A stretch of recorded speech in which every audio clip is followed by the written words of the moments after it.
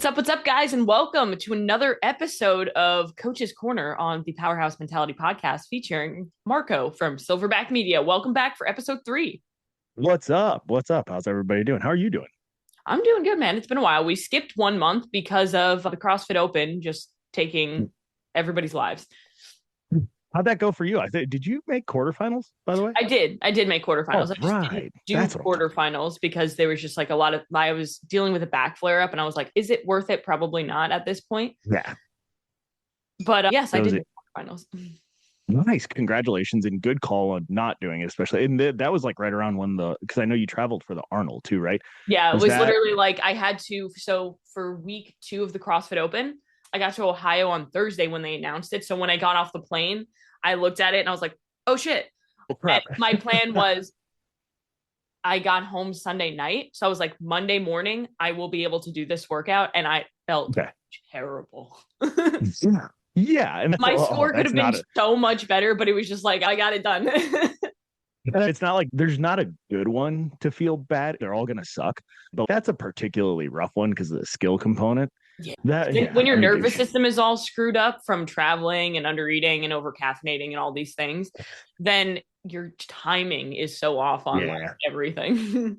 Oh yeah, that's how I felt going into week 3. So our whole house got ravaged by the flu Oh, the day before the week 2 workout was announced. So actually, we didn't even post it. My wife and I, we didn't post scores. We were both signed up for the Open, but we were just trashed. Our kids got it first, and then it spread to us, and we were just like, all right, it's just not worth it to even go and attack. We basically didn't eat for 6 days. So 26.3 was awesome. Not. I bet. Yeah. I ended up losing 10 pounds in 7 days. And Jesus. so I was like, it was just from not eating, zero appetite. And so doing those thrusters and burpees really sucked. Let But me tell you though, that workout, as much as everybody fucking hated it, that workout saved my ass in the Open because I did very well. I did well on the first one. I could have done better. I did it in the rain. The wall kept slipping, but I didn't die on the oh yeah. boxes. So I Nice. figure is a win. The second week was like a wash because of how poorly I performed. But Mm. the third week, I was like, this is a workout for me. I will sell my soul. And I did very well. If Caitlin could write an Open workout, here's what it would look like. Yeah, probably. Nice. Good. I'm glad that worked out for you. For the Yeah, rest of us, yeah. we're all like, oh, we all had hopefully somebody out there, if they're listening and had this moment too, let us know. But after his 2 rounds of each weight and then you bump it up, was almost done with the burpees or with the thrusters on round 1 and was like, oh, sweet. I can get a little bit of a break after this because I got to change weight. And I was like, oh no, I have one more whole round at this weight before. And that was like 3 minutes in, and then it was just downhill from there. I'm like, all right, this is going to be a 16-minute AMRAP, and we're just going to try to not die. Yeah. I think to like touch on the Open, we'll close it out. But I think that the time, what is it? The time caps were so aggressive. Yeah, very aggressive. The first one was so aggressive. I was like, this is an AMRAP. But I think it's one of the cool things about it.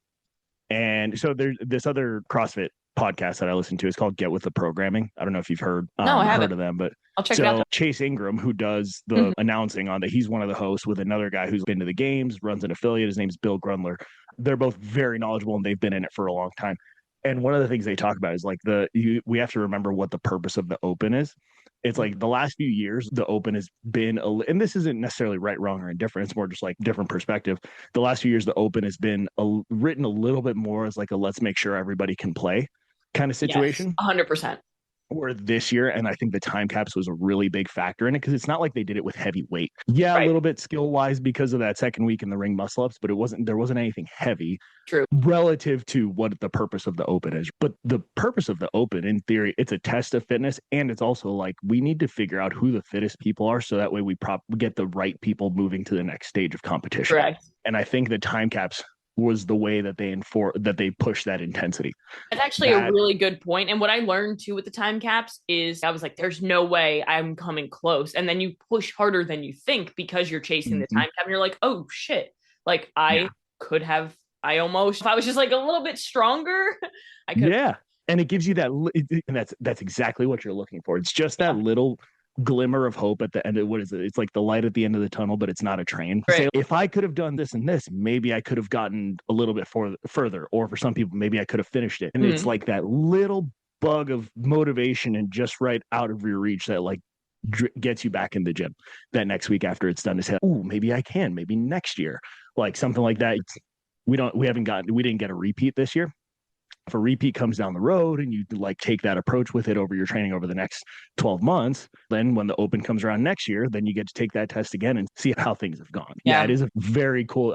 It was cool to see that the time caps were aggressive. I don't know how hopeful it was when the professionals on the announcements were getting time capped. And I'm like, all right, if they're getting capped, then the rest of us mere mortals have no chance. That was nuts. The craziest part was like watching Colton Mertens just completely destroy everyone. Oh, it's not a short person workout. Nobody can say that now. I'm sorry. I had somebody say that to me too. They're like, it's a short person workout, not for me. And I was like, bro, like you cannot use that excuse. Not anymore. Not anymore. Yeah, I absolutely love that. Just the fact that he was like, I'm not putting this ball down for any reason. It was unbelievable to watch him do that. So yeah, so that was the open. I mean, the open is such a fun time of the year. 100%. Every year. I love it. So now it's back to training, right? Yeah. Back to normal stuff. Think kind of what you were alluding to, it gives you like things to work on, right? Which kind of goes into what the topic of today is, where we're talking about the all or nothing mentality or the all or nothing mindset that so many people struggle with. Because I know for me as a coach, that's probably the number one most common thing that I see people struggling with. And it's in different aspects. Everybody has it in different ways. Like some people, it's with their nutrition, they're all or nothing. If they mess up a little bit during one day, then it's a complete wash. Or same thing with somebody's training. Like my husband does this. I don't want to call him out, but I'm totally calling him out.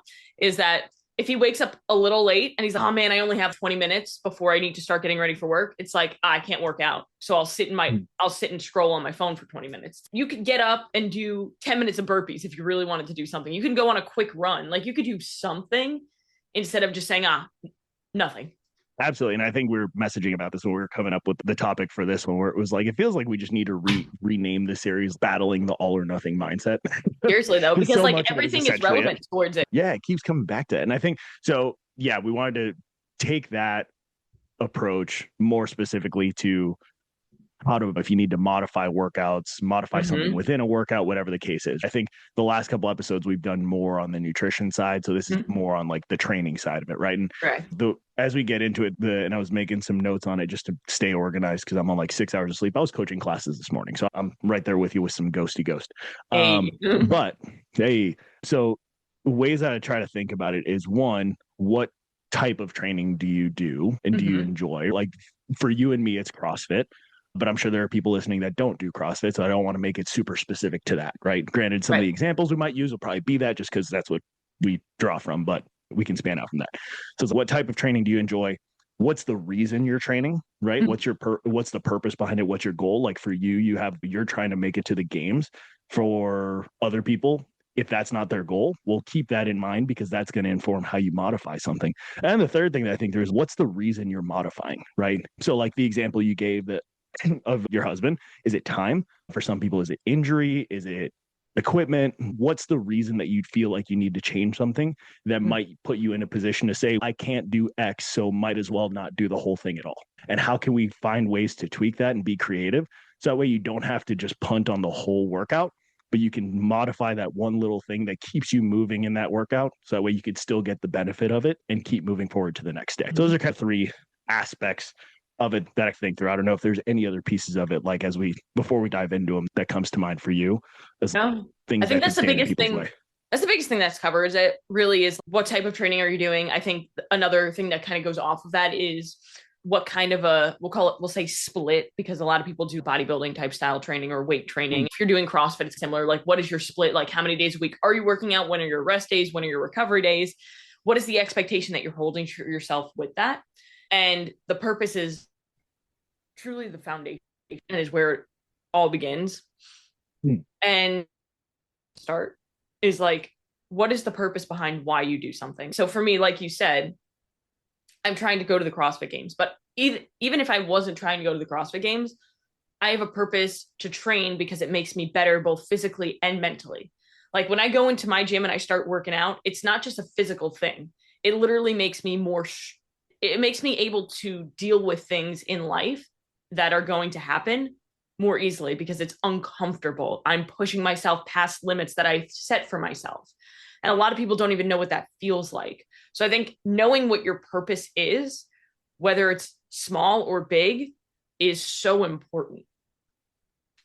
100%. And I think to take that to go deeper on that topic I think I don't know, this might be a broad assumption. I'm going to generalize a little bit.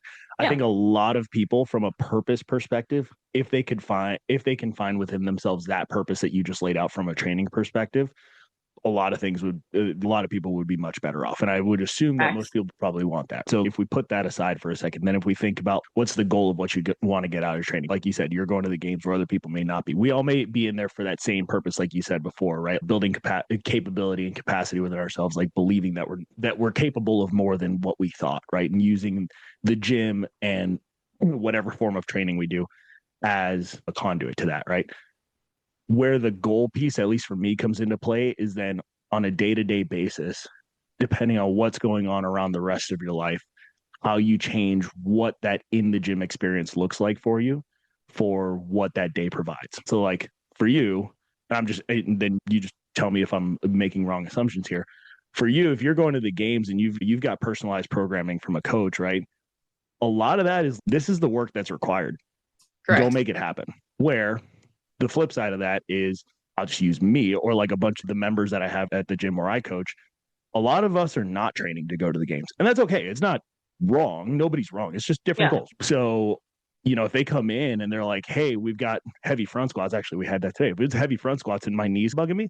Dude, it's not that's not the situation to be like, we're doing heavy front squats, so figure it out. No, it's let's find something different that allows you to move pain free, that allows Mm-hmm. you to still get some movement in, still quote unquote check the box, go through the motions on it, but that doesn't have you leaving the gym worse than when you came in. Because Yes. your goal is to training for just life in general, as Mm-hmm. opposed to training for a specific competitive outcome like you are. And then that's where like the conversations with people in the gym, actually, I just had an example today, but I can get to that in a second. But like, where that's the kind of difference where I think about it is like, what is the goal long term for your training and how does that inform what you need to do today? Mm-hmm. I think that kind of goes down to setting expectations appropriately, right? So for Mm-hmm. me, like you said, as an athlete, like if my knee's kind of bugging me, some days it's part of being an athlete. You might have some little like nags, like little niggles is what people call them. But it's like you should be working on them also to prevent them from getting worse. You shouldn't be 100%. intentionally ignoring them, saying, oh, it's fine, it'll go away. But it's also something to expect. It's okay, if I'm doing this much volume, then there are going to be Mm-hmm. some days where I feel a little bit more run down, or some days where I'm getting a little bit more aches and pains versus somebody who's just going into the gym to move, to feel good, to work out, to be consistent. If they have nagging injuries, then it's okay. How can we improve these things? How can we move pain free? And how can we improve them over time by addressing imbalances? Those are different things. So setting appropriate expectations, like for me as an athlete, is okay, I might have to deal with these things. That doesn't mean I ignore them, but that means that it's just part of being an athlete versus, hey, you shouldn't be in pain. So let's figure out what's causing it and not ignoring it, but also not sitting on the sidelines all the time. Because what I like what you said is finding a way for you to move pain free. Because generally, what I see happens is people are so afraid when their knee hurts, when their back hurts, and their doctor says, hey, don't squat.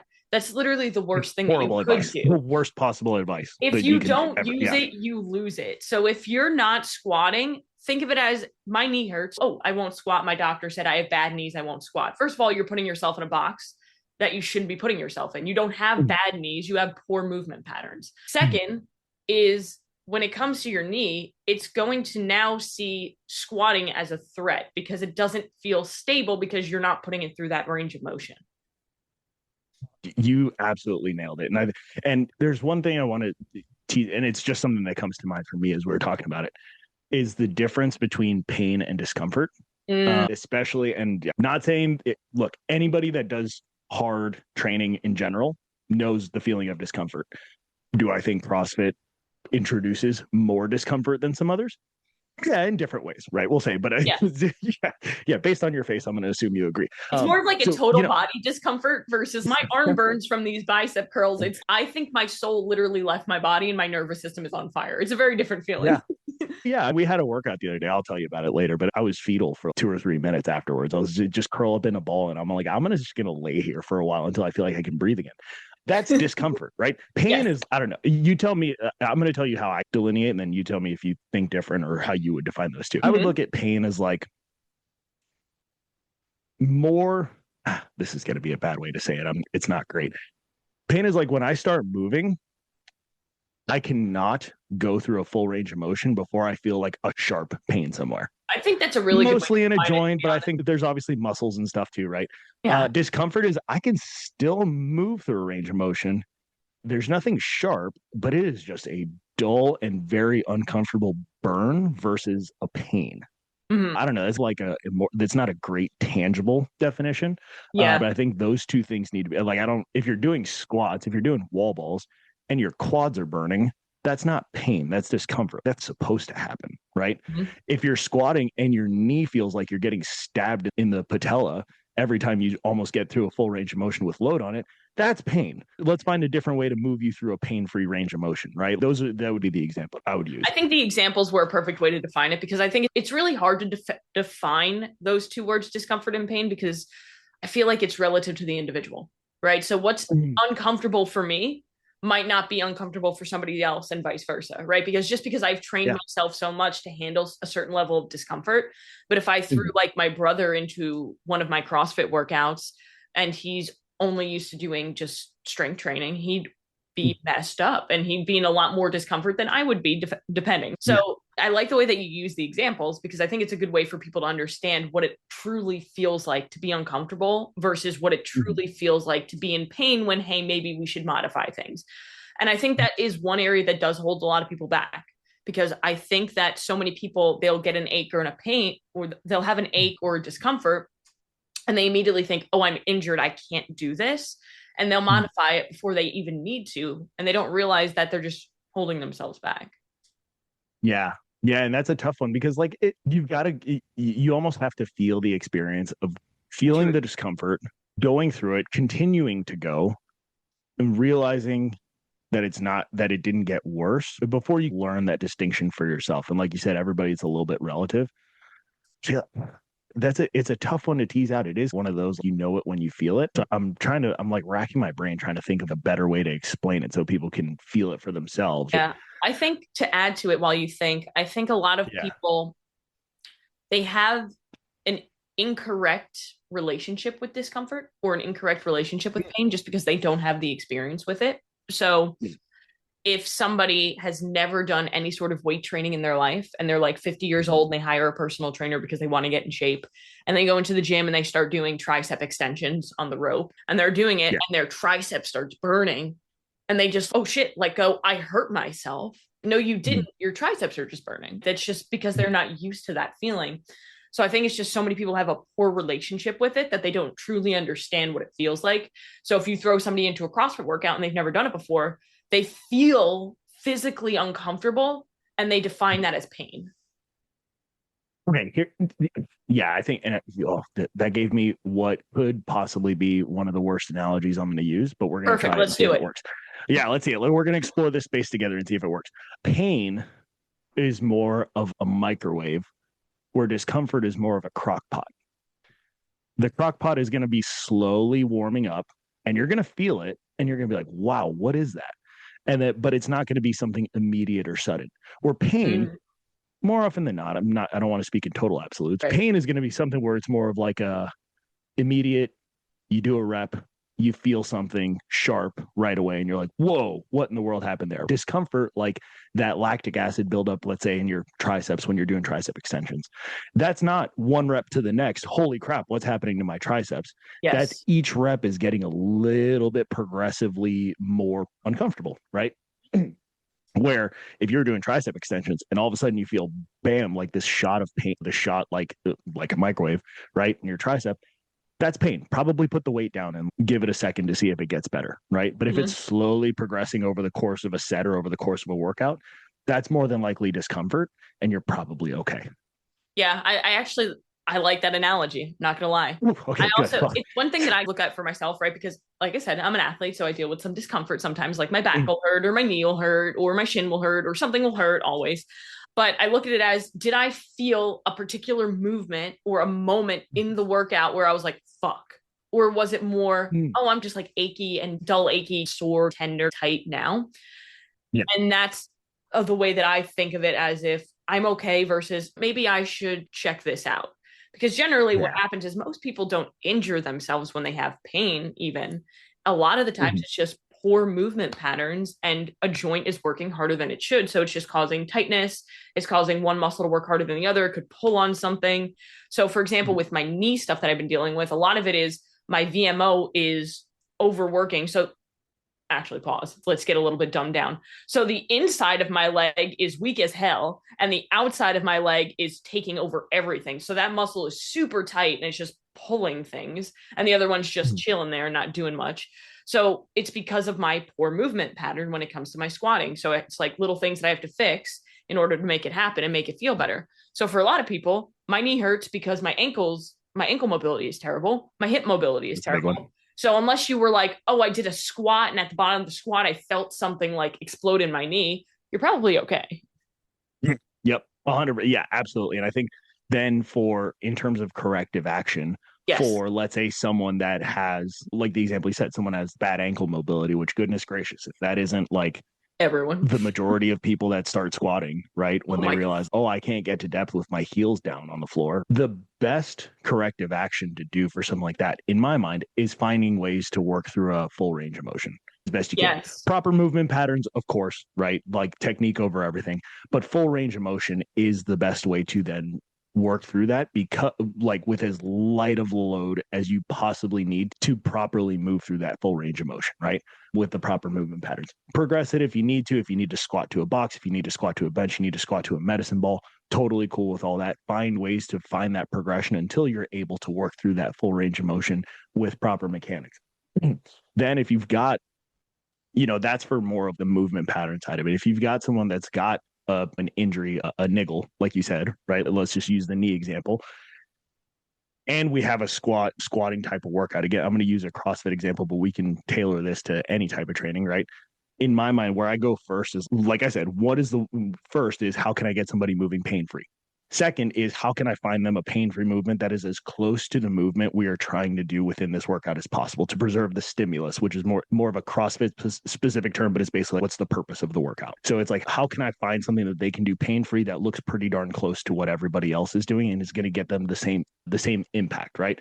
For example, somebody's got a knee issue and we've got thrusters in a workout, right? Let's say you're doing Fran. I'm not going to be like, there's thrusters, you got a knee issue. Okay, let's bench press instead, right? Yeah. That would just completely change the workout. We might do one, it would be like, can we find a load light enough on the thruster that doesn't impact that or doesn't flare up the knee issue? Could we do air squats? Could we do wall balls? If squatting's a no-go completely, like we can't find a range of motion or anything on that given day, and that person maybe they're like, hey, I've got an appointment with a chiropractor, blah, blah, blah, whatever. That might be the spot where I'll be like, all right, well, maybe we'll just do a push press and take the lower body completely out of it. Here's a good example. We had a workout the other day that had, oh, actually, this was the workout I was telling you that had me go fetal. Oh, perfect. It had rowing, kettlebell swings, and burpees over the rower. Oh, amazing. I'll tell you the details later. So I was coaching and there was a guy that he had just torn his hamstring, which not a great workout to be in or to try to do when you have a torn hamstring. Literally majority hamstring. Right. Yeah, exactly. So much hinging, so much hamstring, right?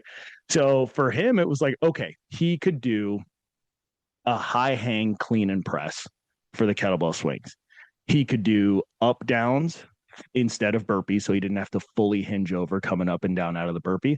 And he could like a halfway ski instead of rowing, right? To Mm-hmm. not get in that full hinge position. It's like he still got a lot of the benefit of it. It turned into more of a shoulder workout than a hip workout. But considering he just tore his hamstring, that's not the time to be like, let's Yeah, figure it. He's working with a personal trainer. He's working with a chiropractor. That's not the time to be like, let's figure out how to get you hinging, because that's just going to exactly. make it worse. Right. Yeah. It's kind of last season, there were a couple of CrossFit athletes who tore their Achilles, right? So Yeah. you'll see them, they don't stop training. They're just Mm-mm. modifying things to make it work for them. So they'll literally be on, like, sitting down doing the ski erg, right? Versus Yeah. somebody who's, oh, I guess I won't work out for 6 months. So, okay, yes, they're an athlete, but let's change it up. I knew somebody who also tore their Achilles a couple of years back, and the next day he was in his garage gym doing pull-ups, and he said, my upper body's going to get so damn strong. Hell yeah. Mentality. Absolutely. Go get jacked. Yeah. That's it. I had So a, it might not be perfect, but we can always make modifications to do something, because something is always going to be better than nothing. And when it comes to the foundational level, there is an overall systematic muscle growth impact when you work a particular muscle group. So if I'm always working my upper body, yeah, my legs are going to be small, but there's still going to be a systematic muscle. So you're going to preserve more muscle tone in your legs if you can't use your legs, if you continue working out, period. and like, to layer in the behavioral piece on top of that the Yes. scientific component, keeping the habit of working Mm. out, even if you injure something, is going to be so much more beneficial, because then once you're physically recovered, not only did you still maintain some base level of strength and capacity, like you were saying, right? You just keep that systematic muscle growth across the whole body, but then you don't have to relearn how to be consistent in the gym. Just you using the Achilles as an example, because that's going to put you out for a good amount of time. Actually, I had one of my previous guests, I think it was back episode 20. Her name is Courtney Samudio. She's a coach here in Phoenix, and she tore her Achilles twice in a year, which, yeah. And I feel so like that's always how it happens for some reason. I saw another person post a reel about yeah. tearing their Achilles and then saying, and then I tripped a month later and tore it again. I was like, oh, Oh, I think these were like, maybe like they were around a year apart. So the first time it happened, and then she had like fully gone through. Did she have surgery? There was one of them that one of the two that she didn't get surgery. Well, it doesn't matter. So it was like a year later. She was pretty much recovered. She was pretty much recovered, and then she was doing a qualifier for a competition that had shuttle runs, and it popped again. And yeah, we just talked about how one, it just gave her a perspective shift on how to approach CrossFit. But she was like, all right, maybe I don't, maybe I can't do. She was like, I can't do box jumps, jump roping, burpees for a little while until it's fully recovered. She's like, I'm still going to go in and train, and I'll just find other ways that aren't like super heavy bounding. It's part of that is the mentality and the thought of, this is a weird way to put it, but if you tear your Achilles in one leg, like, you've still got three other functioning limbs and a torso that need training, right? The majority of you still can do stuff. Can you do everything? No, but that's the whole point of why we're having this conversation, right? You don't need to be able to do everything to do something. Like, you can yes. go still get some work in. You can get, Mm-hmm. if you've got an Achilles that's popped, you can go get some upper body in. I wouldn't go try to max out your single leg squat with the good leg. Let's be reasonable about it to some extent, but keep the body moving, keep the habit in place, because then eventually you will fully recover. You will want to get back into it. And if you already have that habit in place and the behaviors in place to keep it going, then you're just excited to go full force again, right? Yeah. If you I love have that you to brought that up. relearn, yeah, go ahead. No, I said I love that you brought that up, because like the behavioral piece is arguably the biggest piece, right? Because I can give you the perfect workout program, and I put that in quotes because there truly is nothing perfect. But Yeah. if I gave you the best workout program possible for you and your goals, but you weren't in the mentality to actually get up and do it, you didn't have the behavioral, you didn't have the habits built to do it, then it doesn't matter. That workout program is not good for you. What's good for you is something that you're going to do consistently. That's the perfect workout program for you. So it's like looking For at sure. it like that. If you lose the habit of working out, it's going to be really challenging to build that habit back up, especially when you're in such a bad mindset coming off of an injury of, oh my gosh, I feel so weak. I'm not able to do any of the things that I used to be able to do at the same capacity. And you have that like always talking down to yourself versus, hey, I've been still doing things consistently, even if it's just, if you break your arm and you're like, I don't want to go to the gym, I'm just going to walk. Cool. Fucking go for it. Great. Do something. Yeah. Exactly. It gives you the habit of moving, and your body and your mind will really appreciate that. Yeah. 100%. Like, you find a way to use that time as a reason to improve on some other component that maybe you haven't worked on in a while, right? It's all about it. That truly is a perspective and mindset piece. It's like, when you get hurt, if you get hurt, when you get hurt. If you get hurt. Sorry. Let's say Yeah, I if. was like, Let's not put that let's shit say out if. there. Let's say if. I'm not a huge manifestation whatever guy, but still, like if you get hurt, that's purely a perspective component. Does it suck to get hurt? Yeah, it sucks to get hurt. What are you going to do about it? If it once it happens, it's okay. Are you going to just cower underneath the injury and just go lay under a rock until it's done? Or are you going to go and see if you can find other things that you still can do, which by the way is still a lot, depending on the injury? I know. I can hear the comments already. We Keyboard need to talk warriors. about it. Oh We my we need to talk god. about we need to talk about Instagram comments. That was hilarious. But to the point before I get too silly. Yeah, there is so much you still can do. And it's a little bit of creativity and a little bit of positivity to think, okay, I can still do something. Let me go do that something.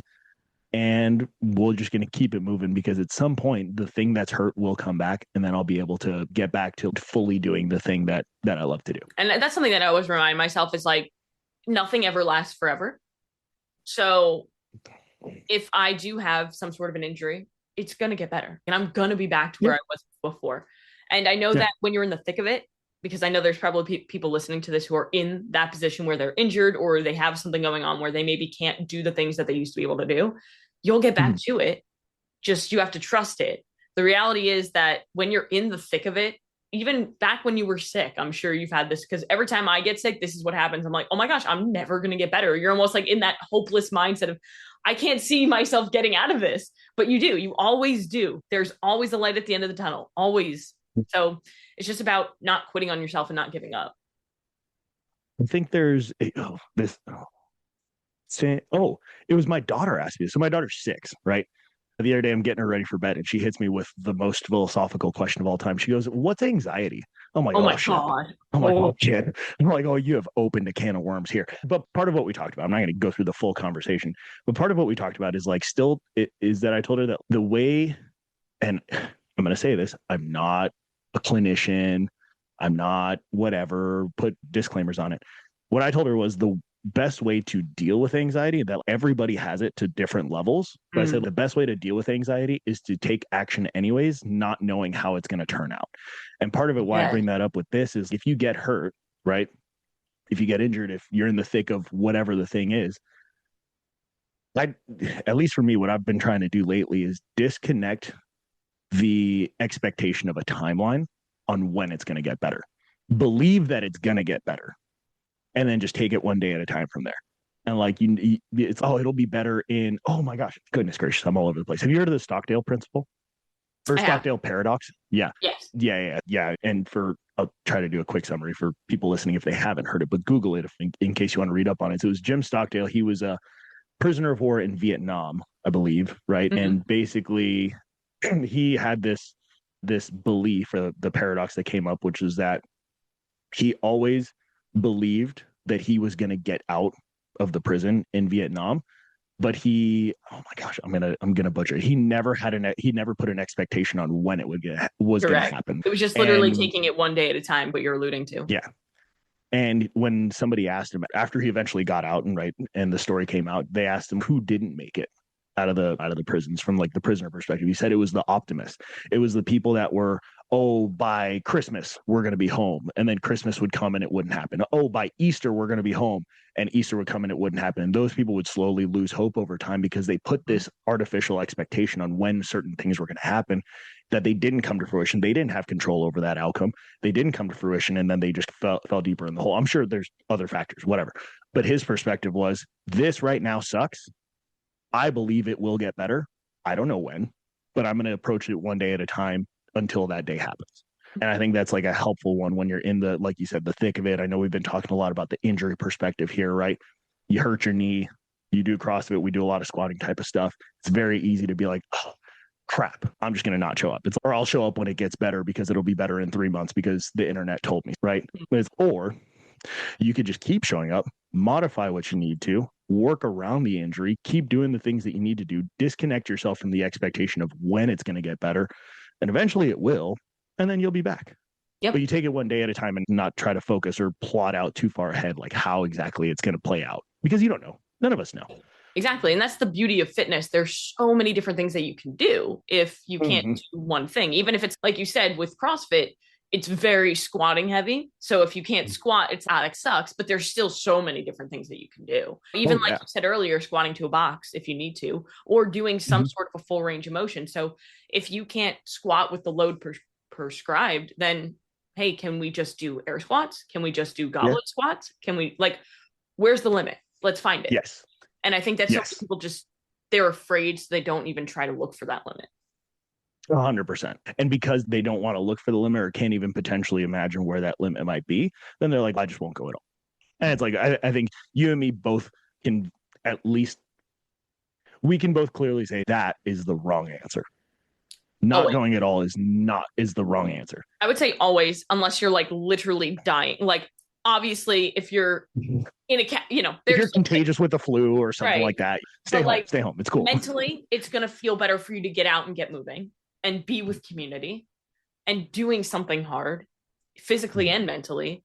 But also physically, if you're not moving, like we said earlier, your body just starts to get used to not moving. So it starts to not be able to do these range of motions. Muscles atrophy, you get tighter. I coach my brother, so this is always like a thing that comes up, but he herniated 2 discs. I think it was like at this point, it was over a year ago. And he finds that when he doesn't work out now, his back gets tighter and tighter. But when he works out consistently, he feels better.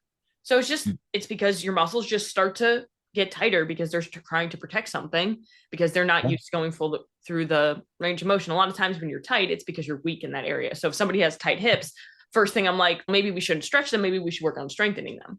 But these are all other conversations we can go in the direction of. And I think all of it comes down to something is always better than nothing. So shift the all or nothing thing to always something when it comes to working out. So not, hey, I can't do anything. It's no, we can always do something. Yeah, it takes a little bit of, and we've definitely talked about this before. Just takes a little bit of creativity, right? Correct. That's where, hey, I'm for those of you that have listened to all of our episodes, I'm not shy about the fact that I'm very biased towards CrossFit. I think everybody should do CrossFit. Part of the reason is that if you go to a CrossFit affiliate, you're going to have a coach there that's going to be able to come up with some different suggestions for you, right? It's not all in your head of what you can find, or goodness gracious, you end up going searching the internet for suggestions. Whew, that's a dangerous place. Big rabbit. Oh my gosh. Yeah. So that's one of the reasons why I bias towards CrossFit. Is go get into an affiliate. If you have something tweaked up, the coach there will be able to give you a suggestion or find a way to modify the workouts. That way you can continue to move. Right. Mm-hmm. It's not just limited to what you know or what you've been exposed to. Right. Because left to your own devices, if you find a way to modify something to work around an injury, unless you have someone that's also watching you or keeping an eye on you, you're just going to, most people, not generalize, you're going to keep going back to that thing because you're like, that felt good. So let me just keep doing that. And then you might end up in a rut there where you never actually progress back to what you're capable of. You just stay with that modification, right? Mm-hmm. That's where having a coach in some way, shape, or form, again, bias, CrossFit, go to an affiliate, sign up now. That's where a coach can be there to be like, hey, what if we try this time? You did this last time. Why don't you try this other modification this time? Or let's try a little bit further range of motion. Instead of squatting to a 30-inch box, let's squat to a 24-inch box. If we can do it that way. And they can find ways to push you just past the limit that you previously thought, far enough that you can see the progress being made, not so far that it puts you at risk of anything bad happening. Right. So that's where, again, another vote for CrossFit again, but finding ways to continue to progress that modification so you can get back to the full expression of the movement that was limiting you in the first place. I actually have an example of this personally, and then I have another example which can move us along to different things. But 2 years ago, I herniated a disc. And when I did that, I was doing GHD sit-ups. So of course, nice. In my head after it, it's, oh my God, I'm literally terrified of GHD sit-ups, terrified. And I went from, I remember weeks prior, I did 100 unbroken GHD sit-ups. That was horrifying, but I did it. Time out, pause. Okay. 100 unbroken, dude. The piece was 100 GHD sit-ups. Every time you break, I think it was like some sort of a ski. So I was like, I don't fucking want to do this ski. So nope. Yep. Okay. I did them unbroken. Highly don't recommend, but I did it, right? Very dizzy after. And then I went from being able to do 100 unbroken to herniating a disc, doing one. And then when I started to finally get back into being able to do like deeper spinal flexion, I was so afraid to do a GHC sit up that I remember my coach programmed like 10 of them into a workout just for me to like try them. And I sat on that GHD like crying, trying to like even get below parallel. And if it wasn't for him talking me through, hey, you're going to be okay. Hey, let's just go slightly less, more than parallel. Okay, let's touch the floor now. Let's do 10. You don't have to do them unbroken, just do 10. If you have to do one, walk around, one, walk. And it's just about having that support and being able to modify and push towards it. Because if it was up to me at that point, I probably would have never done a GHC sit up again. And now I'm back to being able to like, hey, they're one of my strongest movements again because I'm no longer afraid because I've proven to myself, hey, you've done thousands of reps. And just because you had one bad rep doesn't mean that all the other ones coming up are going to be bad too. That's such a great example of just let's find a way to get some little bit of exposure to the thing that, Yes. yes, you did get hurt doing that exercise, right? That we don't want to just put that aside and be like, you're never doing that again because it hurt you that one time. Right. Yep. So it's like, how can we slowly expose you back to that? And as much physical as it is mental of getting over that hurdle and that barrier of, oh boy, is it going to happen again? And doing it in those little bits and pieces allowed you to then be like, oh, actually, I think I'm going to be okay. Yep. Those first like couple sessions were probably like, you prove to yourself through action. That's what we're alluding to. Anxiety, take action, yep. and usually it Yep. fixes anxiety. So once I actually did the GHDs, I was like, oh, okay, that wasn't that scary. Yeah. I'm okay, I'm fine, we're good. And then the next example was actually from this weekend. So my husband had a drone competition in Birmingham, Alabama. So Friday night, we drove out there. It's a 4-hour drive. So we were there Saturday, Sunday, came back Sunday night. So I take Sunday as a rest day, Saturday, usually I do one longer session in the morning and then I have the rest of the day off instead of 2 sessions. So I was like, hey, coach, I'm going to be at a hotel on Saturday morning. I need to train at like 5:30 in the morning because we need to just get it done. And I have dumbbells and a treadmill. And he said, bet, here's your workout. He sent me my workout. I did it. It sucked. But how many people would have been like, oh, I guess I just won't work out that day because it's inconvenient. There's going to be a long day ahead of me. It's not the same timing that I usually do. I don't have access to the same equipment. I don't have the same time domain, but you do have something. And if that hotel didn't have a gym and I couldn't get to another gym, I would have done something in the hotel room with my body weight because it's a non-negotiable for me because I know that if I go throughout the day without doing my training, even though it's just one day, I know mentally I'm not going to feel good. Yeah. And I think like time and equipment are big factors as to why people might think one day like, oh, I don't have access to XYZ or I don't have as much time as I want to.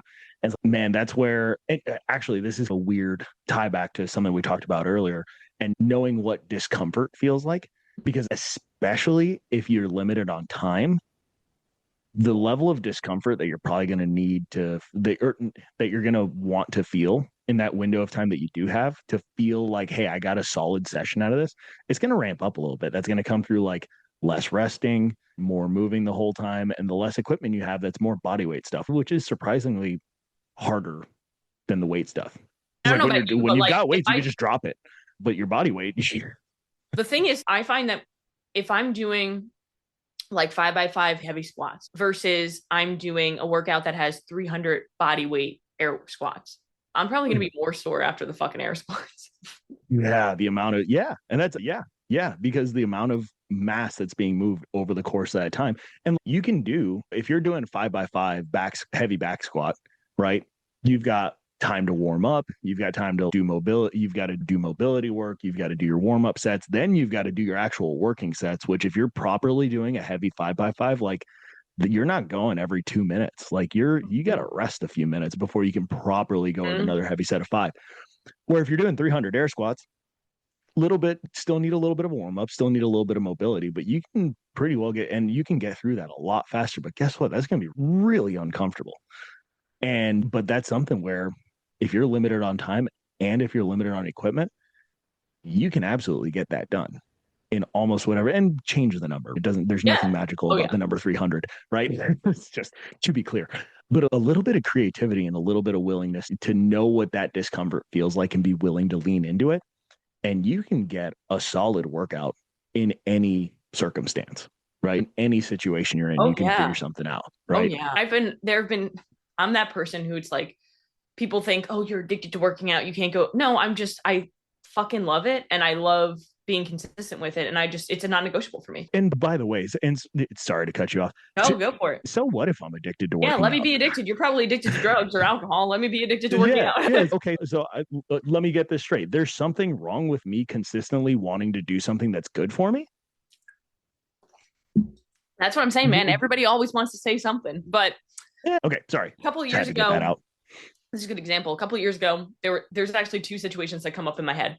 One time we were moving from North Carolina to Florida, and we went to visit my husband's family in Texas. So my sister-in-law lives somewhere where we needed to get in a workout because we had like plans, and we got there a little later than we thought. So we didn't have time to go to a gym. Her apartment complex didn't have a gym.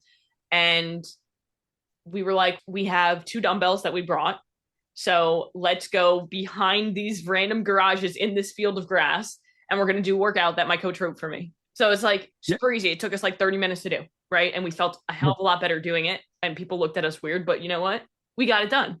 Same thing with you can just go for a run, go for a mile. You don't even have to do anything crazy.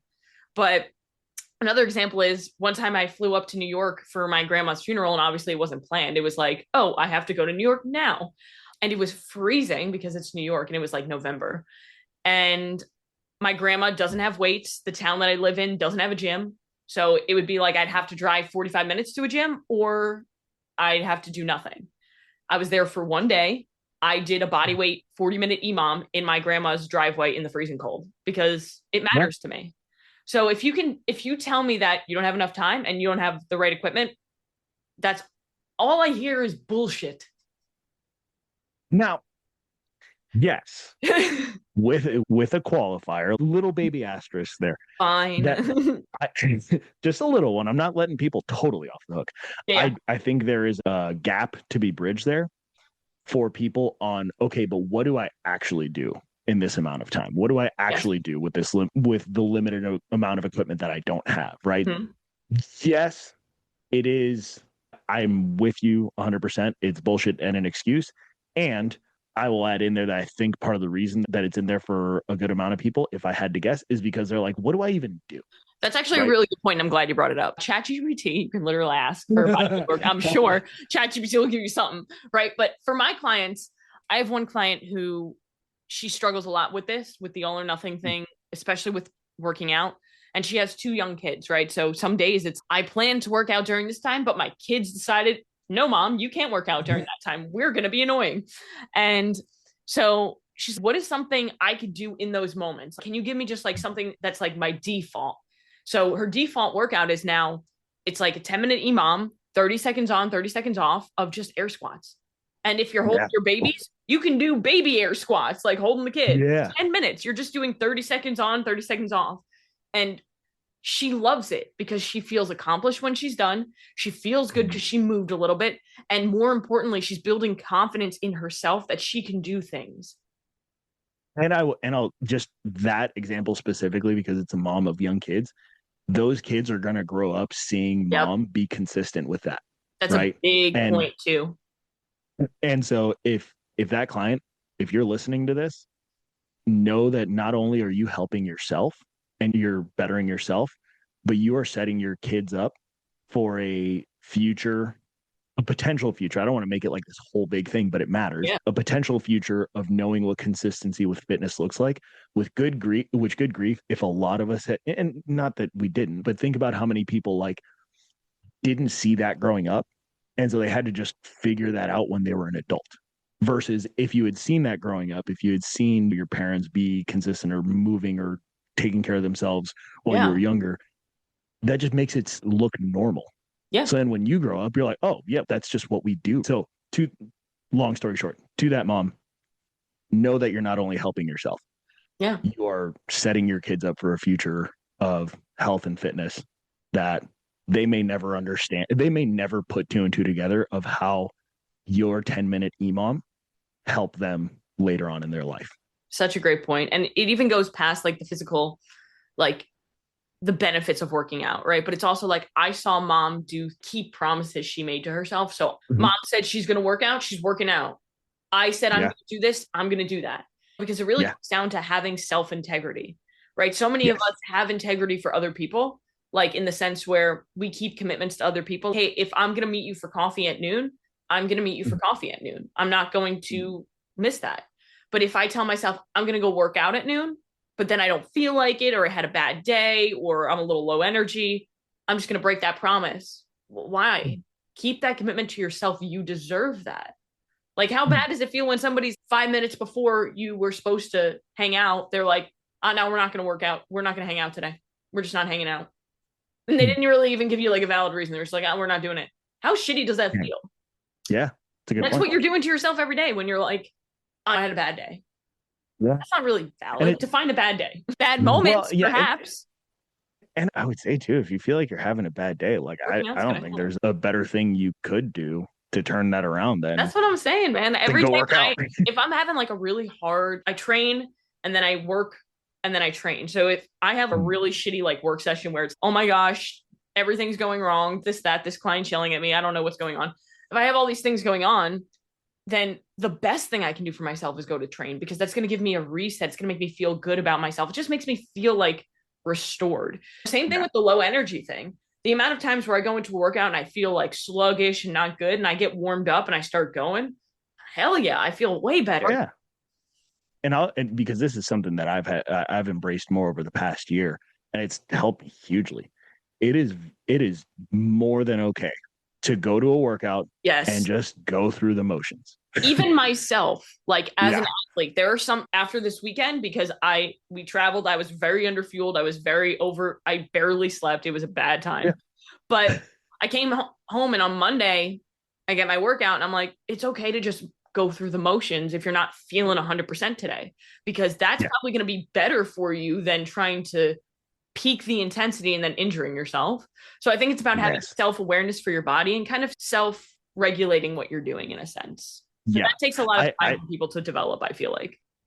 for sure. I'll give you an example and then I'll give you a nerd definition on something. I think it was Wednesday. We had a workout at our affiliate where it was one of those where I was on like 5 hours of sleep and I was just like, but it had deadlifts, so I'm gonna go. And so we get there and we get ready to start. It's like wall walks, deadlifts, and double unders, whatever. And I have a very love hate relationship with double unders right now. It's mostly hate, but that's a different story. I go And through as phases. soon as the work, what? I go through phases with double unders. Like I'll have a love Yeah, hate. Right now I was in a love, but this morning it went backwards. I'm in like a 2 year hate relationship with double unders. It actually hit me during that workout. I'm like, huh.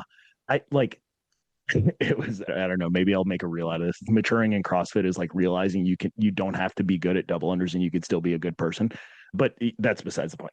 So workout starts and immediately I'm like in the first set of double unders and I'm like, don't feel like really pushing it right now. I was like, it's not there. So I'm like, I'll go through the motions. I'll finish the workout under the cap. I'll get it all done.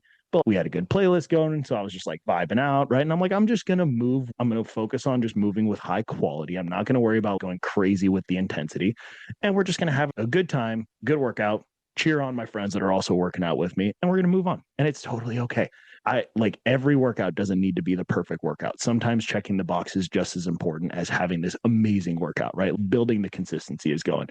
And I think that to spin that into a nerd definition, I think that's one of the most misunderstood things on the internet about CrossFit is the concept of intensity. And one, I'm actually two pieces of it. One, I'm going to plug the episode that I just released on my podcast today, episode 43, actually with Dave Fennel. I had him back on and another previous guest because they just both went and got their level one. And Nice. so we were talking a lot about like some things that they shifted for them. And so one of the things we talked about is like intensity, where for a lot of people, especially on the internet, I'm just going to poke fun at the internet more. Intensity is a feeling, but from a CrossFit perspective, intensity is a math equation, right? Yeah. It's a number, it's something we can measure. And the biggest, to me, misunderstood thing about intensity from a CrossFit perspective is in the level one, it talks about the concept of relative intensity.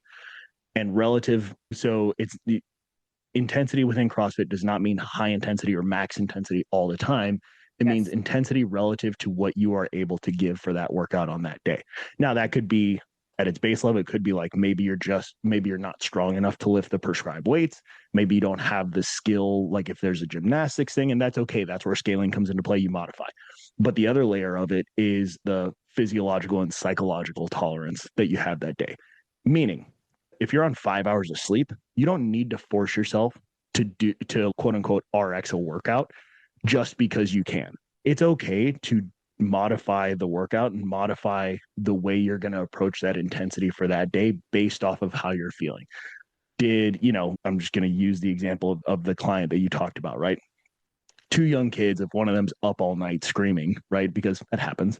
That next day, you're not going to be like, this is the workout that's written. So guess you better figure out how to do it. Hey, let's find a way to change something based off the fact that you got no sleep to get you to do something. Maybe it's the 10-minute EMOM.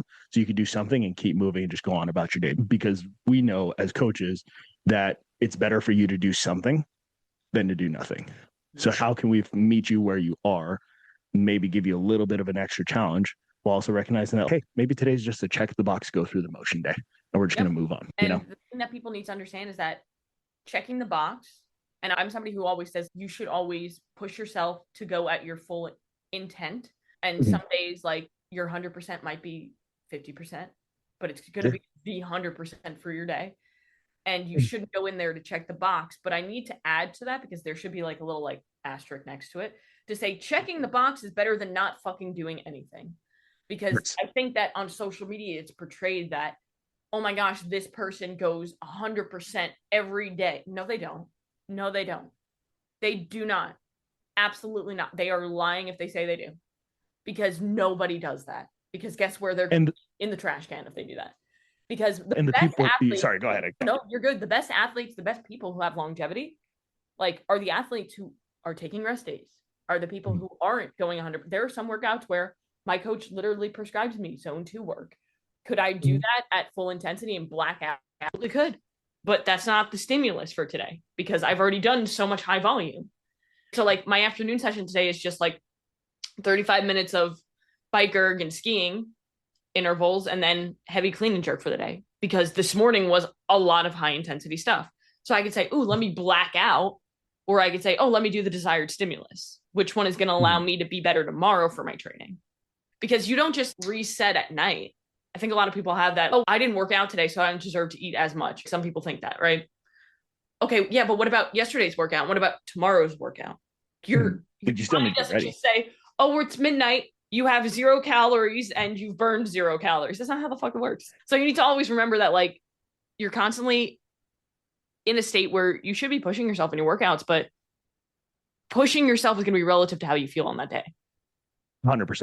100%. And then it comes down to what else is happening throughout the rest of your life that you can find a way to reduce stress where you can, reduce what you need to, so that way you can be more prepared where it's reasonable. Obviously, yes. That's where you see like the professional athletes, right? Professional CrossFit athletes, games level, that they're able to push like that because they've structured the rest of their life to be as optimized towards giving that intensity toward their training, yes. Right?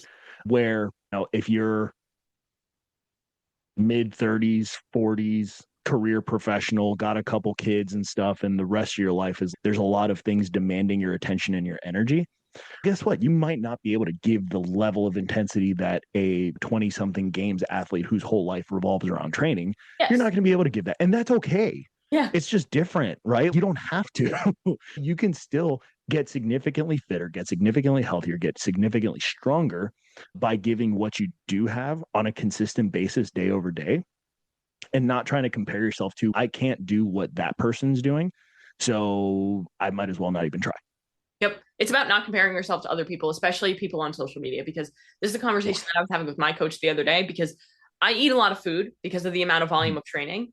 And based on my biofeedback and my hormones, my coach wants me to eat more. And I'm like, bro, I already eat like a lot more than all these other girls that do like full days of eating as a CrossFit athlete. And she's like, but do you see all their other days? You don't. And that's for a reason, because just because they're eating X amount of calories on that one perfect day that they film doesn't mean that they don't go out to eat the next day. They don't do this. They don't have a handful of this. You don't know what people are doing. So just to look at somebody's life and say, oh, they're perfect and something's wrong with me. Some people are. I'm fucking robotic. I eat the same damn thing down to the macro every day. Some people are like me. Some people aren't. A lot of people who say they are like perfect on social media aren't.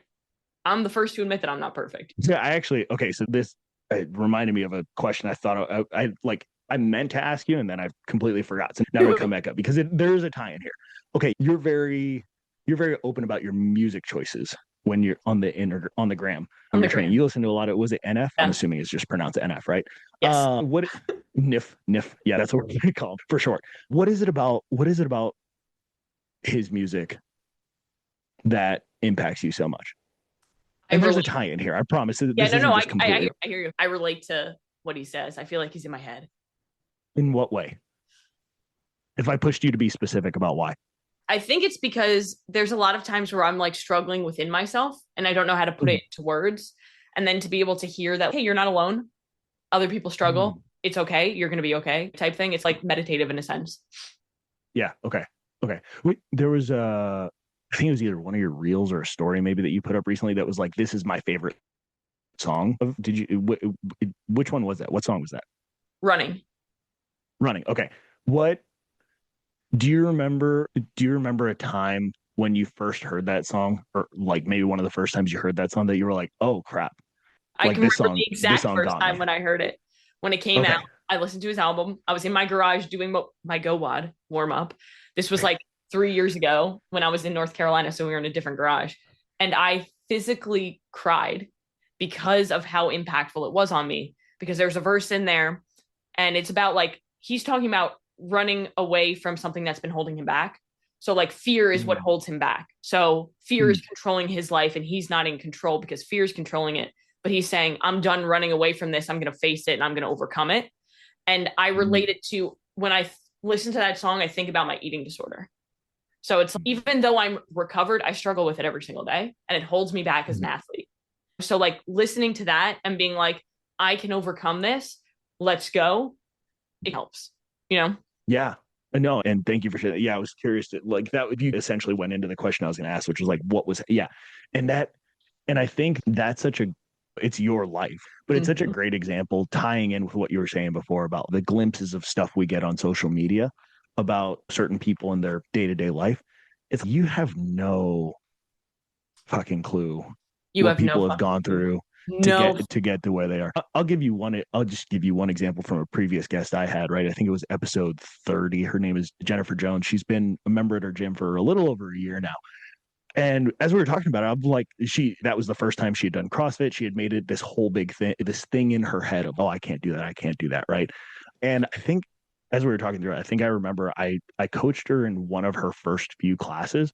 And I was like, oh, she's seems cool, seems excited to get into this thing, whatever. Little did I know until we sat down to go through to do her interview, she had been medically cleared 6 weeks before starting CrossFit from recovering from cancer and having 5 major surgeries in 18 months. And the whole time she was like, I'm going to do CrossFit. I'm going to do CrossFit. Where all the time before that, it was this big thing in her head that she was like, I don't know if I can do it. I don't, the words she said, she's like, I don't know if I'm badass enough. And then she goes through the diagnosis. And when I tell you that that's just the beginning of her story, like it's unbelievable. Yeah. The diagnosis, the recovery, the surgeries, finally gets medically cleared 6 weeks later. And then she goes and signs up for CrossFit the next day. It was her first time walking into a gym. She said she walked in, was scared, went through the workout. There were a couple of other of our female coaches that were in the gym, like they were taking class that day. And she just remembers how much they were encouraging her, like during her workout, even though it was her first class.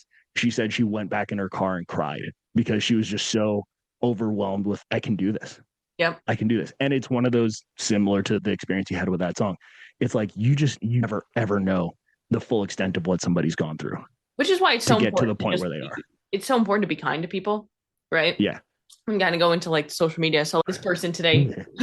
Unlike our friend on the internet. What? So I'm just gonna pull up the comment real quick to read it. I sent it It to was so multiple great. people. So it was hysterical. He says to me, first of all, his name is that vegan bastard. Okay. Good start. Good start. Yeah. Yeah, great start. Guys, don't listen to this retard. Appreciate that. She does Good start. CrossFit. All opinions or facts presented are invalid. Excuse me? which is just, it was so perfect. But it goes so much deeper because he just kept going, and he's probably still going. I just stopped responding at that point. But He stopped responding to me. once he commented on my body, I said I'm done responding because he was like, Yeah. "You're scrawny and you don't even look fit." Okay, fucking, I could Oh, all right, kick fine. your fucking ass. You probably can't even run down the block. But people are going to say mean things to you in no matter what you do. Like they're just people who just like on put on this earth to just complain and be miserable, but it's because they're miserable.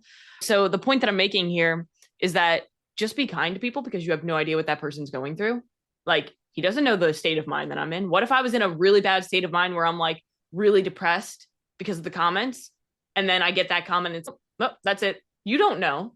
So treat people like you would treat Yeah. yourself or how you would like to be treated. Be nice. Yeah. Bro, he gained 15 pounds of muscle in a month. Time out. And the thing that he claims was the reason that it did was that he stopped drinking energy drinks. Bro. First of all, he did not specify which kinds of energy drinks he was drinking. Could be valid Cocaine? if he was drinking sugar energy drink and you stopped doing that. Now you're in calorie deficit. Second of all, bro, ain't nobody. I don't care how perfect your diet is. You're not gaining 15 pounds of muscle unless you are popping something into you. That was exactly my comment. I'm like, and then he responded, I was like, anyone that I know that's gained 15 pounds of muscle in a month has been doing something that's, let's say, not exactly, it was like under the table. I think I put it with like in quotes. And he responded, he goes, that's irrelevant. I'm like, how is that irrelevant? You said you did it. And then I said, that's not irrelevant, laughing face. And then he responded saying, it doesn't matter if I'm on gear or if I'm not on gear. I stopped drinking energy drinks and that's why. Okay. So if you're okay, yep. Okay, yeah. Sir. Yeah. Man, that's the one where I'm like, and I'm gonna have to go check and see if he ever responded. But I like, and that's where I don't know. I'm probably too much of a troll. I love messing with people in that way. Yeah, so I sent the comment to my husband and he responded with, can you please pin it to the top so I can have fun too? Because he is the biggest troll on the internet.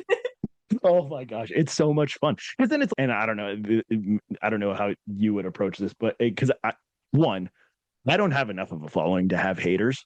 I don't know, good, bad, or indifferent. I think I'll send you all my haters and you can just have fun with them. Yeah, send them over. Especially any of them that hate on CrossFit, go for it. I think I've had one reel that got big enough to had some form of hate comment on there, and my go-to has been, hey, if you like really hate CrossFit that much, I have a podcast. Come on the podcast. We'll talk about it. And of course, they all you never hear back from them, right? I don't know how to talk to people.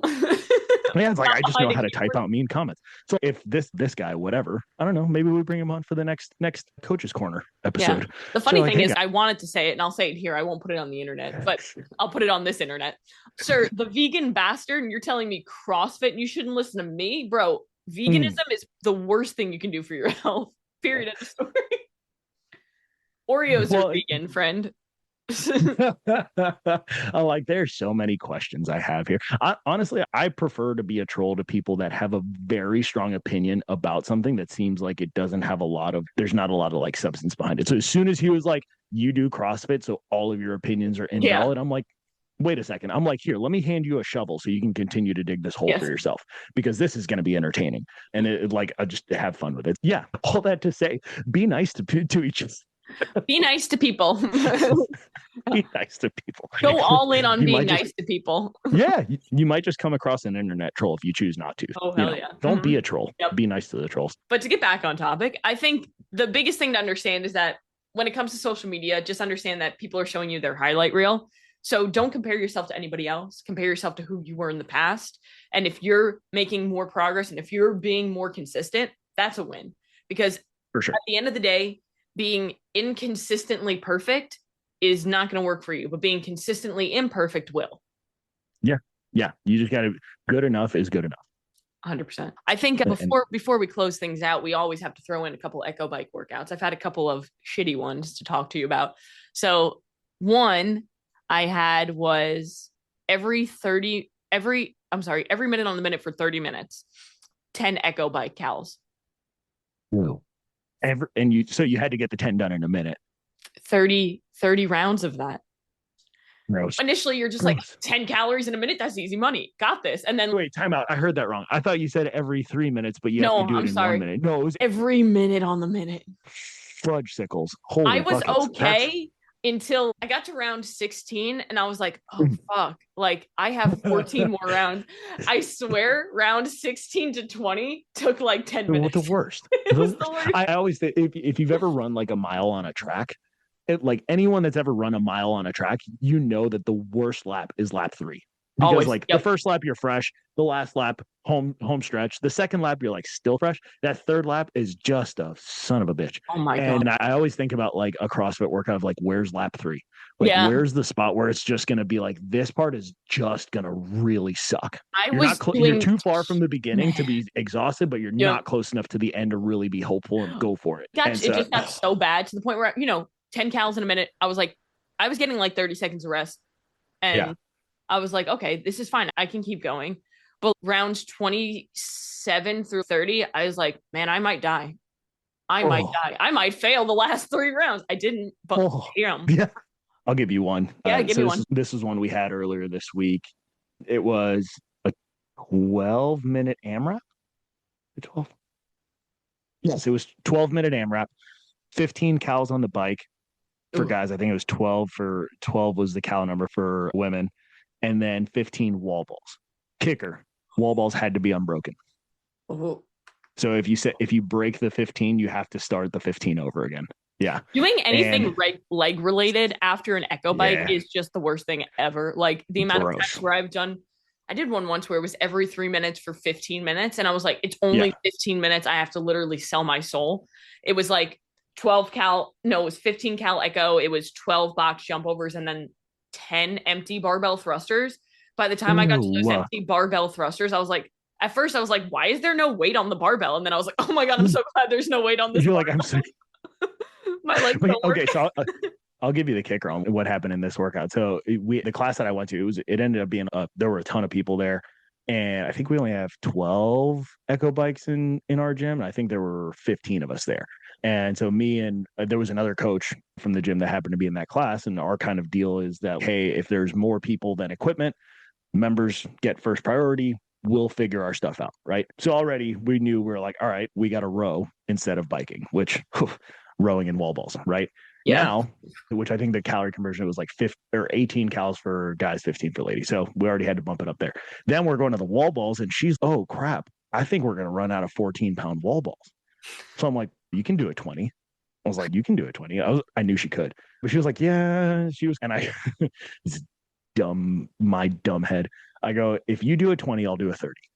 Wow, like, oh. You are dumb. Yeah, it was not smart. That workout was on Tuesday, and my legs are still sore. I'm like, this is so yeah. So it ended up being a 12-minute AMRAP for me of 18 cals on the rower and 15 unbroken wall balls with a 30-pound wall ball. Misery, my God. And I think I made it back to the rower on round 7. It was disgusting. It was that was another one that I went fetal for a little while. So yeah, that was the echo. Like it was supposed to be an echo bike highlight. Yeah. But oh no, both suck. So I think it's like at that point. But second echo bike workout was on Friday. I did this. It actually messed me up for the entire weekend because it was really hot. So I'm pretty sure I like heat catted. But it was 4 sets. 4-minute echo bike at threshold pace. And in parentheses, he said, ride the line. And I was like, ooh, I'm not really good at riding the line. I'm really good at exceeding the line and dying, but we'll try. And then a 3-minute walk between. And then after the last 3-minute walk, you do 20-minute C2 bike at damper 8 for max calories. So for the 4-minute echo, I was averaging like 60 calories. I was going at a very aggressive pace. It was like 60, 65. I don't know. There was a lot of calories burned and it was miserable. And then the 20 cal C2 bike is just, you're just holding on. I definitely rode the line, but I'm pretty sure on the last one I blacked out. I believe it. Goodness gracious. There's nothing better than a good echo bike workout. Oh, you know it. When it comes to the echo bike, just go all in. There's really no all or nothing to that. You're just going to die. Awesome. Speaking of discomfort versus pain. Yeah, for real. Echo bike, it's always pain. Always pain. It's all discomfort. Discomfort. Yeah. Remember, as we defined it earlier. I was going to say when you were talking about, when you're feeling discomfort, if you're doing the tricep extensions, it comes on. It's not like one rep into the next. And I'm like, except for the echo bike, it just hits you all at once. Just like, bam, here's the discomfort. It's literally, if you do an echo bike sprint, right, you get off and you're like, oh, I'm good. And then 2 seconds later, it's like, punch in the face. So if you have to do anything after the sprint, start it right away or you're screwed. But oh, good times. I think this was a great episode talking about helping people modify and understanding like it's never going to be perfect. So don't try to make it perfect and just be consistent one day at a time. Yep. Consistency wins every time. Hell yeah. Thank you guys for joining us for the third iteration of Coach's Corner. And we will be back next month or later this month. We'll figure it out on with another topic. So if you guys ever have any questions or any topics that you want us to cover, shoot me or shoot Marco a message at Silverback Media on Instagram, at Caitlin Kennett Fitness on Instagram, and go out and do one thing that's going to take you one step closer to where you want to be.